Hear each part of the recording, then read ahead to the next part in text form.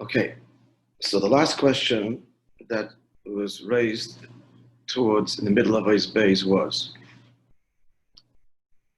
he just finished saying, this is where a critical part of the Maamar is devoted to. He just finished saying that the inyan of Milah is in order to forestall the klippers from getting a yenikah as a result of the yichud of at Yisoid and Malchus. That's the final yichud, the final unity. So to see that hashpah should be where it should go. So therefore you have to have the inyan of Milah to remove the orla. So it's really a preventative measure. It's a preventative measure in order to see to it that hashpah ends up going in the right place. However, the question is that from the pasuk, Ish tam yoshev v'halim, that since Yaakov is the kavem tzoi, the middle shaft, that's the inyan of Yaakov, and Ish tam means he was again born mohel. Because he had that mila, therefore yoshev v'halim, therefore he's able to mamshech this madrega of yoshev v'halim, which explains the ir of reshuyos, the tense in the plural is the reshus hayochim, reshus harabim. The Almid is Gali and Almid is Kasya.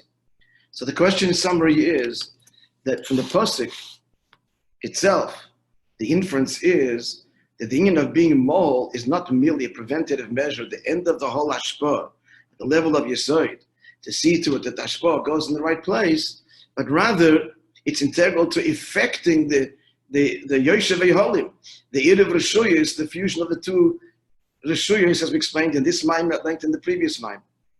Yeah, that's the question that he asked. This was 2 shurim ago. So, in order to explain it, he asked the question, why Bechlal did Avraham have to have a milah? There were many tzaddikim before him, and even Avraham himself, prior to the milah, Hashem revealed himself to him, and so on. So why was there a need for a milah altogether? By him and tzaddikim before him, like Chanoich and others. Shame. So he started to answer by prefacing this whole inyan of going deeper, as a Maamar here, in the inyan of Reshuyos. Okay, good to see you, Dan, but it's important. The first day he comes already gets it. Because the first part of the shir is the introduction to where we're going and make it a lot easier to follow. I'm going to put a table over there. So you can sit there. You okay there? Yeah? To understand that, he prefaced the following. It's a famous medrash that the medrash brings that the min ha'pekeris as Rabbi Akiva, how is it that the Eibishter violates Shabbos? And what is he asking? He causes the wind to blow and then the rain to fall and the grass to grow. Rabbi Akiva's answer is strange. Because Rabbi Akiva only answers what? One inyan. He says that if a person has 2 reshuyos, rather 2 people living in separate reshuyos, you have to have an eruv. But a person living in his own domain, does he require an eruv? The answer is he doesn't. It's all his domain. So that's the answer of Rabbi Akiva to the min, to the apikodos.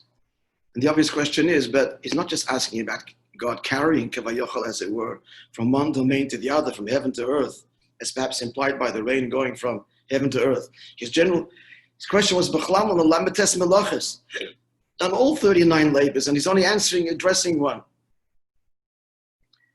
So the answer is because this is the core inyan of Shabbos. Grasping the core inyan of Shabbos is expressed by Rabbi Akiva, the moshel of 2 people are dwelling in 2 chatzeros. Whereas in contrast to the Eibishter, there's no 2 domains. There's one. This is the core inyan of Shabbos. He explained like this. And the mind will continue to explain it with greater nuance and depth. And that is that the h't's melachos, what's the whole h't's melachos altogether? And why can't we do them on Shabbos? As we explained, the whole h't's melachos, how's it derived? It's all derived from the building of the Mishkan. Yeah. That's the whole avodah. The avodah is to make this world a dira and Mishkan for Hashem. Hence, there's an opinion he brings from the Mechilta, and the Torah says, the pasuk says, It's not you may, but you should. Because that's the whole point is work and develop the world and make it a did Baruch. That's what h'tsh malachas are. The question is, that's the most virtuous pursuit. That's why we're here. Why are we doing this on Shabbos? Why are we doing it on Shabbos? The answer is because Shabbos were elevated to a place where there's no need to fix anything. Right? Shabbos is a foretaste of the Yom Shekuli Shabbos. So there's no bitter. There's no refining and extracting the world. On Shabbos, that's one of the malachas we cannot do. As we explained, it's so we eat filter fish. That's how the whole thing was created, to avoid the whole problem of boider on Shabbos. So Shabbos, there is no malachas, which mean to say, therefore, that, so what's his answer? Why does the Rebbe do these things? Because it's not the same kind of malacha that it is during the week. Since on Shabbos we're all elevated to the Rishus HaYochid, so those activities are no longer activities which fix. So then, why they're being done? That the Maimon doesn't address. If they're not fixing, then why do them? Okay, so I'm going to venture an answer based on other sources. I don't know if this is Taka the Pshat or not, but because we're not told. But let's just, before I give you my explanation, so what's the Maimon saying? Simply, Rabbi Kiva's answer to the Apokritus is that no, why does the Rebbe do these malachas? Because these are not malachas of fixing. We're all in Rishus HaYochid. And in the Rishus HaYochid, since the whole world is elevated to the singular domain, to a transcendent place where all is godliness, it isn't what malacha, what these labors are during the week, which is fixing some other domain. There is no other domain. So that it's not the same thing altogether. That's why God can do them, because it's not the h'tsh malachas that we cannot do, that we in fact cannot step out of. So what does it come? It comes out like this: that on Shabbos we have to remain in the Rishus HaYochid and not step out into an unrefined world, because that's not where we are right now. In other words, Shabbos is a time when a Yid gets an invitation to dine at the king's palace. That's all. They don't step out. So Shabbos, you can't go outside the tchum, you can't go outside the boundaries, and we can't carry from one domain to the other. You shouldn't go there either in Indian. You don't go there. Never mind, don't carry anything. You don't go there. So Shabbos, we're elevated to this elevated place where there's no need to fix the world. But the truth is, for us, there is a world out there. Just don't go there, don't fix it. But for the Eibishter to begin with, it's only one reality then. So therefore, he can do these malachas because they're not fixing an outside world. We and he are there in this world that is a rarefied world that doesn't have to be fixed, etc. Clear? That's a simple answer. But there's some gaps here again. So why is the Eibishter doing anything altogether? So what's the point of h'tsh malachas if we're not fixing? That's a question I'm asking, and I'm going to offer a possible explanation, and that is as follows. I think we learned actually this a long time ago. We did. Explaining the statement of Chazal that mitzvahs betelos la'asid lavai. Remember? In the future, mitzvahs will be nullified. No longer, which contradicts the fact that mitzvahs are eternal. He went through all of the various sources and apparent contradictions. And the resolution, friends, is, do you remember? There's two dimensions to the mitzvah. There's one dimension we're talking about now. It has an agenda to fix you, the world. It's one thing. Now, at some point, that's done. When Mashiach comes, and Shabbos is a kind of a taste of that. It's done. The world doesn't be fixed anymore. The home is built. No more tinkering. It's done. So then there's a deeper level to the mitzvah. It isn't about fixing anything. It's just Hashem's essential will, no longer a means for an end. So that's the meaning of mitzvahs betelis la'asid lavai. That mitzvahs will be. Wait 1 second. Come over here because my son was saying, people that are watching this, hang on. So how do they get the view that the teachers? Not the screen, the screen that. Oh. Yeah, that the speaker. Share your screen. That's up to them. No, but the viewer on Facebook is seeing the same page, and that's not what they're necessarily interested in seeing. They want to see the speaker talking to them. Ah, okay.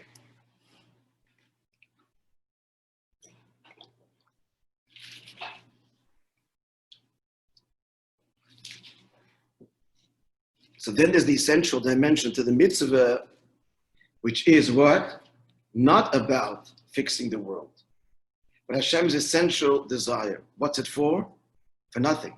It's really the expression of the Eibishter. It says in Zohar that the mitzvahs, quoted often in Chassidus, that the mitzvahs are what? Are the limbs of Hashem kavayachol, as it were. It's simply its expression. It's not about fixing anything. Not about an agenda. It's being versus performing.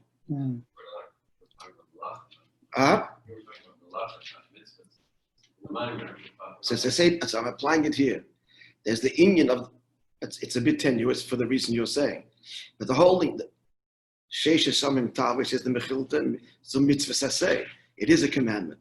What's the commandment? That's what it is. It's knowing God in all your way, and that's the final. It's integral to making the world a dirah le'izbarach. So it is a kind of a mitzvah, right? What? The work. The work. Yeah. Is akin to the mitzvah. Yeah, because why are we doing this? It's to elevate the world and fix it. But then once the world is done, the world is fixed. It's a dirah, and Shabbos. That's what a Shabbos is a foretaste. So what are these malachas mitzvahs? Not about fixing the mere expression of Elikus.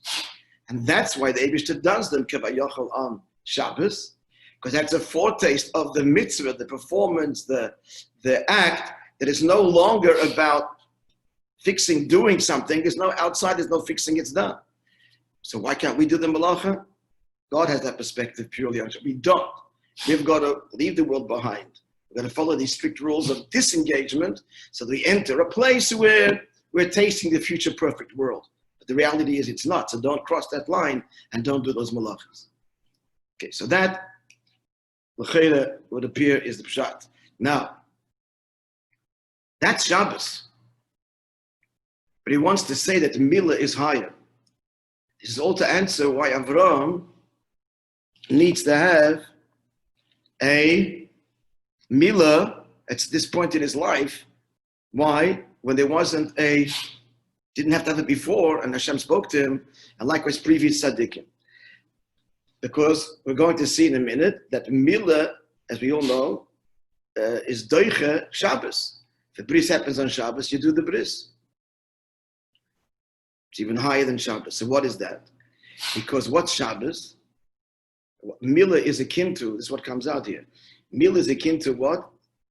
What we can do, this is what the Shloim HaMelech and Chachamim and Mesaken, it's not in Torah itself, that you can fuse domains. The Torah says you can't carry here, and there are bonds said actually that even to private domains, you can carry from one to the other, but if you make an eruv, the classic case is a chotzer. Two families that share a common courtyard, Min Torah you can carry, it's not a Shus HaRabim, but for fear of confusion, the Shus HaRabim, the Chachamim they made a singing of the eruv, where essentially through a common food, it all becomes one domain. So this is a huge achievement. We took two domains, which normally would be separate, and we fused them together. So what does this mean? Shabbos itself says you can't go there. But the eruv, that's the laws of Shabbos given in Torah. But the law of eruv, that Shloim HaMelech was Mesaken, which means when we're bringing out here, that it's not in Torah itself, it comes from a deeper place, it comes from the Rabbanan.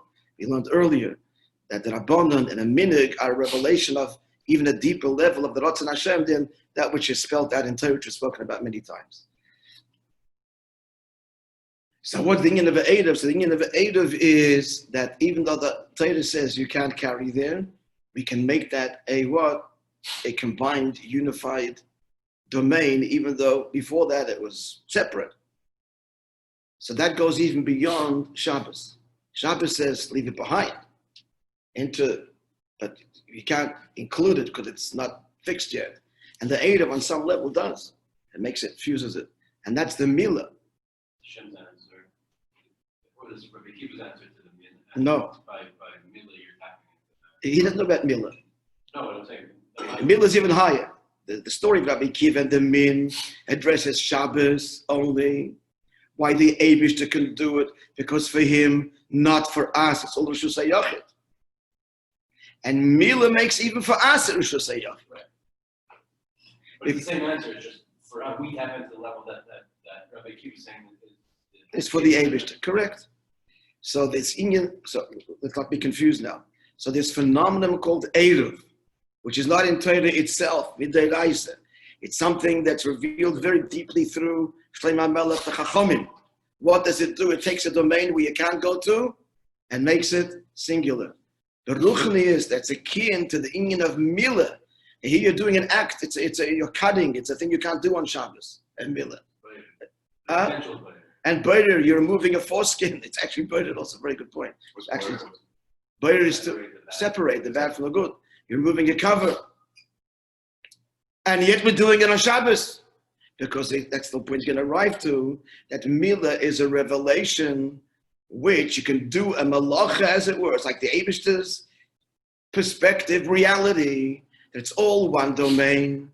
And as I said earlier, malachas aren't simply about fixing, but about expressing the Hashem in all of these ways. So Abraham has to do Mila on Shabbos, or was it nothing? We don't know when. It's a good question. We don't know when. But the halacha is that it's done even on Shabbos. We don't know it from there, I don't think. Actually, I'm not sure. Is it from those psukim? It could be. Because it says be'etzem hayom hazeh. I think actually it's a pasuk that it says with respect to Avraham. The Torah says this very day, the very day it says teach us even on Shabbos. So it actually could be Avraham, and it could be his was on Shabbos. We don't know, but he certainly was conveyed that din. So it comes out. So let's just bring it down to what we need to know in terms of moving forward, so we don't get confused. That the madrega level of the course that's revealed in the mitzvah of Mila, and that will explain why the oral has to be removed. It's all going to come later. Is akin to and similar to the Iruv Reshuyos, the fusing of domains which normally would remain separate, now become one. Now, continuing now, the bottom of page, it's my book, 227. It's now the second ois in ois Gimel.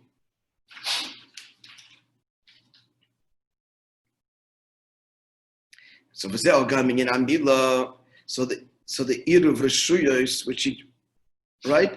which does allow us to move freely, as it were, from one domain to the other, because it's all unified. This is also in of Mila.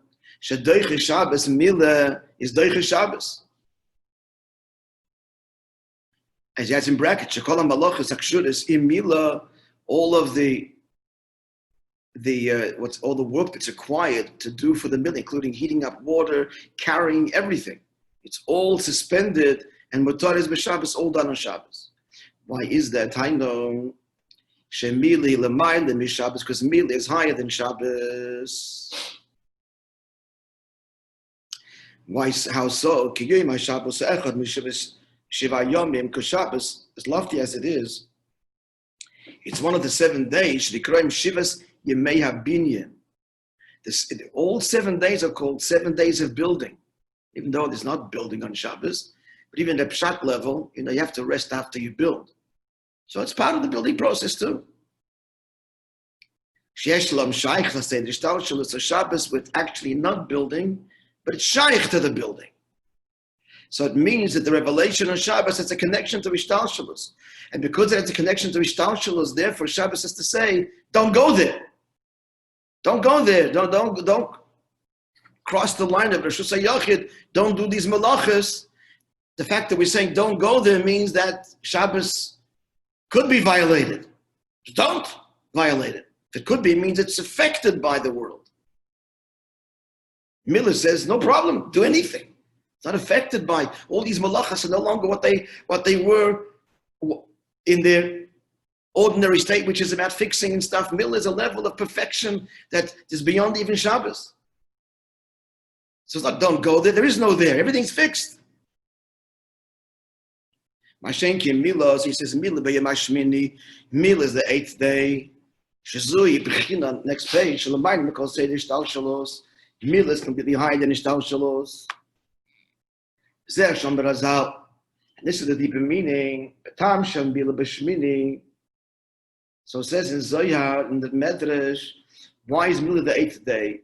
Just by the way, there was a recent discovery in science in the last couple of years that they discovered on the 8th day of birth, there is a certain the maturity the child realizes that is safe to cut and the blood congeals, etc. Just physically, that's when it happens. It's a process. And now Baruch is Kedei sheyavre olav. So the Zohar says Kedei sheyavre olav Shabbos achas. The simple meaning is we want the child to, there's a maamar here, to experience one Shabbos. The Pirish Lashon Yavirhu, now that's the simple pshat is, the child should be in the world and can be blessed by Shabbos before the Milah is done. Now from that perspective, so who's higher? Kind of Shabbos is higher. In order for the child to enter the covenant, he should experience a Shabbos. If you look at the precise, and that's true, but the precise Dia Kaloshem, Sheyavir Olav Shabbos Achas, he should pass over one Shabbos. Milah passes over Shabbos. That's the hint here. So the simple pshat is Shabbos passes over him. It can also be read that he passes over Shabbos. In order he be Milah is going to lift him over Shabbos. First he's going to experience Shabbos. And now that will, in order to be, he should be able to be elevated over Shabbos. Which means, to translate this perhaps, by experiencing Shabbos, let's just translate this and bring it down. The child, this is on the conscious, superconscious, but it's a message, foundation. The child's born into the world, it's a natural world. There's nothing more natural, actually nothing more miraculous, and nothing more natural than birth. That's he comes into the world.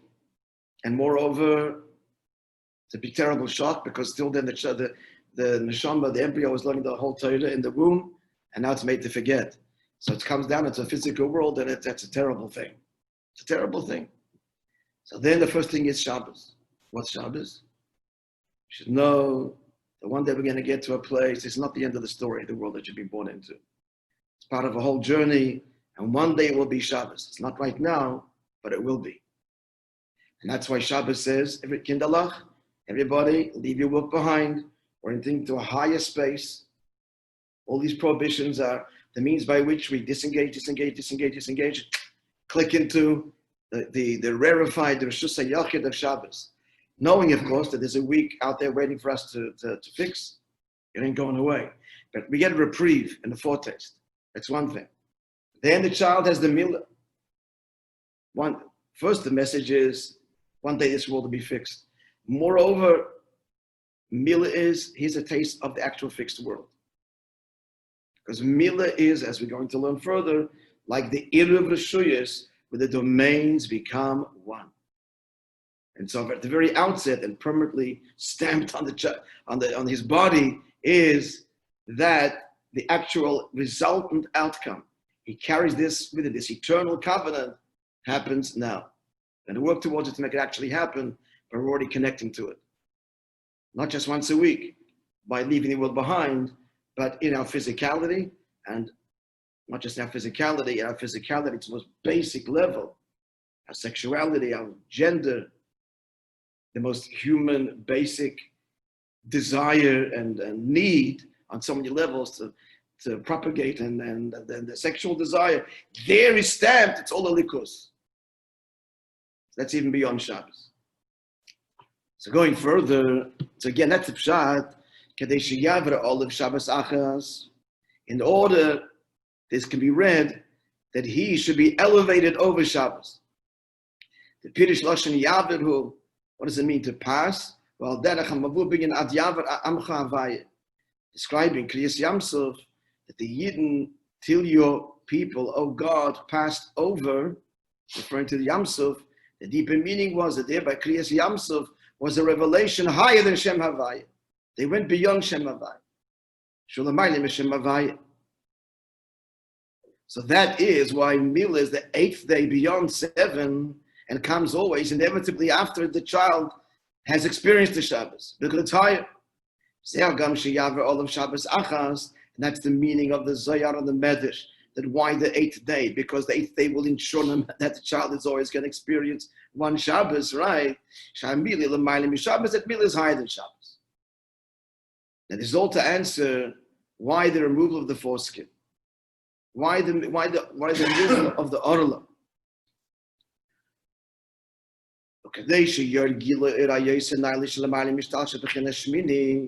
In order this revelation, which is higher than Ishtalshalus, completely higher than Shabbos, which is connected, the level of 8.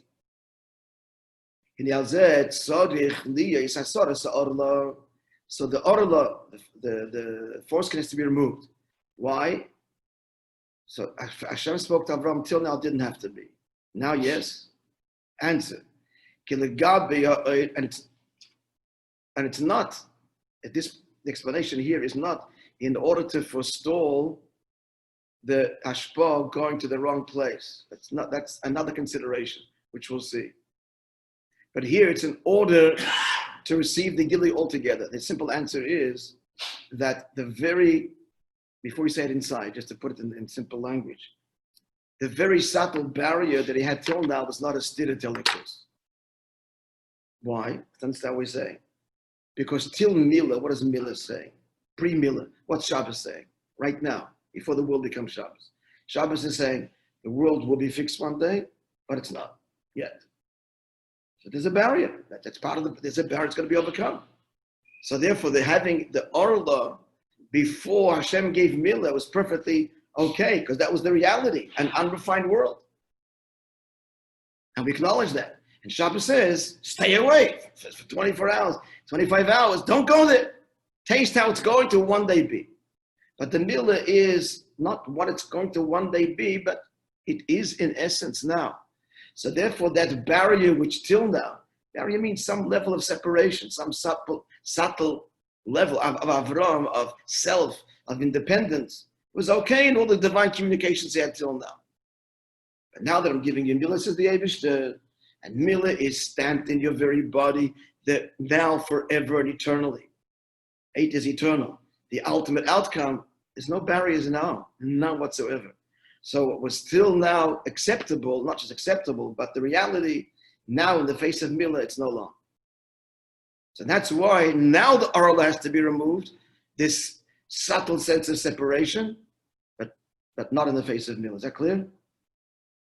Let's see inside it. Yeah, we're on 228, just finishing the top paragraph. Before Isdalit. So that's why now we need to have the removal of the orla. Now, relative to this lofty revelation, now this orla, this concealment, is a real barrier, which till now it wasn't, because it reflected the reality of the world isn't perfect yet. But Milah is the stamp. In essence, it is, and it certainly will be manifest in the future, but it is be'etzem now. And the Eid of Rashuyas brings that out too. The Eid brings out that is be'etzem now because we're fusing these separate domains. So that's why Vizah concluding. Inyan ish tam yeshev v'halim. So Yaakov, we explained before at length, why Dafka Yaakov? Because he's the middle, right? Avram's Chesed, Yitzchak, it's Gvura, they're only perspectives on Elikus, but Yaakov isn't perspective. Yaakov is the center, embracing opposites. So it reveals the absolute emes of Elikus. Titan emes, the Yaakov is the embodiment of emes. And Ishtam, he was born, Tam already circumcised. Therefore, Yoshev Yeholim, he's the dweller of tents. He makes the Eruv. That's the pshat. You follow? He was born circumcised, like Moishe Rabbeinu. And because he was born circumcised, we have to do it, but he was born it. So therefore, because he's Ishtam, because he removed this subtle klippa, that's Yoshev Yeholim. What's the subtle klippa? Let's make it take it further. He said before, what's an Eruv? Rishus HaYachid and Rishus HaYachid. They're both holy. Chesed is holy, Gevura is holy. The problem is there's no true unity here ultimately because this is Chesed, this is Gevura. Yaakov, which is Tiferes, Ish Tam. So what's the barrier? The barrier we speak over here now is the barrier between Chesed and Gevura, not just between the world and the Kedusha and not Kedusha. On a subtle level, that same barrier exists even in Ishtalshalus. Michal and Gavriel, they have opposite perspectives. And therefore God's got to make peace. If he wouldn't make peace, wouldn't make peace on high, there's conflict. But what's the conflict? The conflict is Chesed and Gevura. Chesed says one thing, Gevura says another. They have different outcomes. Give, don't give. So that's the orla. That's the orla that exists even the Maila. Yaakov, since he's Tiferes, he expresses the truth of Elikus, which is neither Chesed or Gevura, and embraces both. Therefore, he's the Yoshev Yeholim, the dweller of tents. He fuses the two domains of Chesed and Gevura, of Avraham and Yitzchak. And therefore, in the broader picture, Mila pushes away Shabbos, because this is a world where Malacha, engagement in the world, it's not fixing anymore, it's all Elikus. Clear? Yeah? So continuing there, let's finish the ois. So that's examining the words now. Because he's an ishtam, because he was born mohu. That's why Yoshev Yeholim, because he embodies Tiferes, the truth of Elikus, at which level everything is Elikus, Chesed is and Gevura is, and neither of them are exclusively to the exclusion of the other. No, everything is. So he removes this barrier as between Chesed and Gevura. He revealed the truth, the absolute truth of everything being Elikus. That's why he draws down this loftiest revelation, the Yoshev Yeholim, the dweller of tents in the plural, which he hints to the mixing of the domains. We're clear? Which in their own worlds are holy, but not emes. So that's the definition, the true definition of true kedusha, is if it embraces the opposite too as well. There's room for the dissenting opinion, the dissenting view, and this harmony. That's the true expression of kedusha of emes. Going further, Hadain tzarich lahavin. So now we've explained what happened now. Now we explain why the oral has to be removed, as it were, in order for this tremendous revelation to be revealed. What's the orla? In summary, it's the subtle distinction that could exist even between Chesed and Gevura. But then we said earlier that why do you need now the other extreme got to explain. We said earlier that why the orla? To make sure that the hashpah does not go into klippa. Right? That this hashpah of the yichud of male and female, baruchlius, and likewise in begashmius, the other way around, first begashmius, then baruchlius, in order that it should be kedusha and not be the wrong makabel and all the wrong things can go wrong with it, I have to tell you. So you need to have another bris, another removal of the orla. So the question is, we just explained it now, this lofty level of removing the most subtle barrier that can exist in kedusha, and now he's saying it's got this very, very earthy function to make sure that klippa does not gorge it, so that's the word he uses, get siphon off this union and it feed klippa. So what's the milah for? In order to create the Yoshev Yeholim, this lofty level of unity, or is milah in order to make sure that the hashpah doesn't end up nourishing and giving life to klippa. As we all know, just a simple level, this drive that a person has can be the most sanctified and elevated gift that Hashem has given. That the yichud of Zohar Malchus, but husband and wife in the most profound and incredible unity, or it could be the most indulgent and destructive drive that a person has. So you have to have the union of the milah to make sure that this drive goes in the right place. But that seems in contrast to what we said till now, this lofty level of removing the most subtle barrier. It's going to reconcile the two roles of milah. Clear? That's where we're going now. Yeah? So we still have to answer. Now we just finished saying that why you need the milah, because Yaakov, as it were, dissolving the barrier between chesed and gevura, between this Rishus HaYachid and that Rishus HaYachid, and he's making the ear of Rishuyos. That's what it's for. Wow.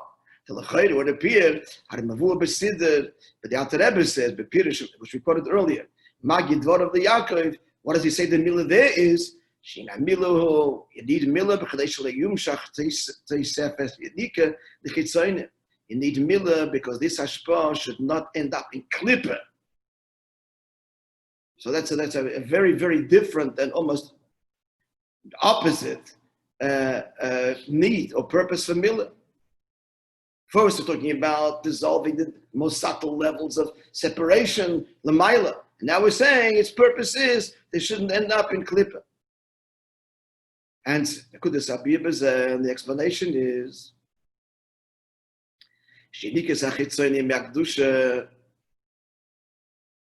that the nourishment, the gorging, as it were, the siphoning, the corruption that klippa has from kedusha, in addition to what Hashem has allotted, He created them. So Hashem creates klippa and energizes and gives it life. But in addition to that, they don't want that. They're looking to seek the parasites. Klippa is a parasite that seeks to gorge from and siphon, vulture, whatever, from kedusha. So how does it get it? Paradox is when there's a tremendous revelation, hello, klippa is also there. Who invited you to this party? Answer. On the contrary, because it's such a lofty revelation, it's in the face of which dark and light are equal. So it tolerates such a revelation. No. You're negligible. Everything is equal. This can be further. As the pasuk says, there's such a level of milah that says that Hashem's unaffected by what you do. If you did tzedakah, what have you given Him? And if you did avedus, what have you done? Nothing. Hashem, this is a level where nothing makes a difference. And such a level, so if nothing makes a difference, then klippa is also mechutn here and comes and says, I'm getting a piece of the action as well. The pasuk says, if you had a spider in your house in your hand, did you tolerate it? Squish. But in the king's palace, there's spiders. No one notices them. The pillars, it's so vast and so grand that no one even notices that there's a spider in a spider web. But in the smaller place, dwelling, not tolerable.